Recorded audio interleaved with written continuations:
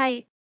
Welcome back to Braille's channel. Nagbabalik po tayong muli para sa pagbabalik muli ng ating social pension payout para sa pahabol na schedule this December.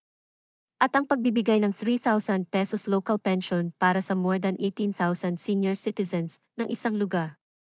Kung saan ang mga ito at kailan ang nasabing schedule, ayan po ang ating ibabahagi sa inyo. But before po tayo mag-start sa ating topic, kung bago ka pa lang sa aking channel, please do kindly subscribe, like, and share.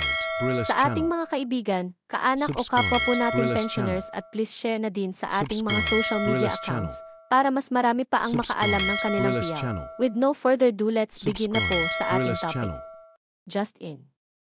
Social pension pahabol na payout updates for schedule of December 23 until December 30 of year 2024. At ang pagbibigay ng 3,000 pesos local pension for more than 18,000 senior citizens sa kanilang lugar. Saan kaya mga ito? Buong detalye alamin, narito na ang pahabol na payout schedule para sa December ng taong ito at ang pagbibigay ng 3,000 pesos local pension sa kanilang mga senior citizens. Umpisahan po natin sa probinsya ng Barangay Malabanban Norte, Candelaria. Nakaschedule na po ang inyong payout this December 30 na gaganapin sa inyong barangay covered court na mag-start ng alas 9 ng umaga.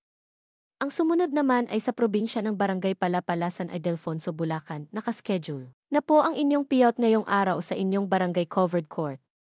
Ang sumunod naman ay sa probinsya ng Barangay Takop, San Remigio, Cebu, ginanap na rin ngayong araw ang inyong payout sa inyong barangay covered court. Ang next naman ay sa probinsya ng Santa Catalina Sur, Candelaria, Quezon, nakaschedule na ang inyong payout this December 28 na gaganapin sa inyong barangay hall na mag-start ng alauna ng hapon. Samantala, nagkaroon din ng payout para sa pagbibigay ng cash assistance pasa sa kanilang solo parent at ito nga ay sa lungsod ng Navotas City. Katatapos lang ngayong araw December 23 ang nasabing payout na ginanap sa Navotas Sports Complex.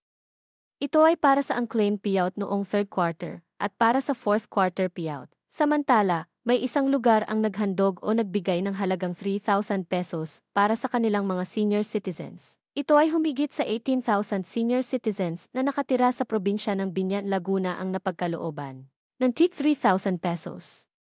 Ito po ay taon-taon ginagawa ng kanilang mayor para sa pagdiriwang ng Pasko ay masaya ang kanyang mga nasasakupang mga lolo't lola. Nakakataba ng puso ang mga ganitong pamumuno na sana ay tularan ng iba pang mga namumuno sa pamahalaan at bigyang pansin ang ating mga senior citizens. That's it. Ito pa lamang ang naglabas ng pahabol na payout schedule para sa pagtatapos ng taong ito. Manatili po kayong nakatutok sa aking channel para sa mga latest update at iba pang impormasyon na para po sa inyo. Marami pong salamat and God bless everyone.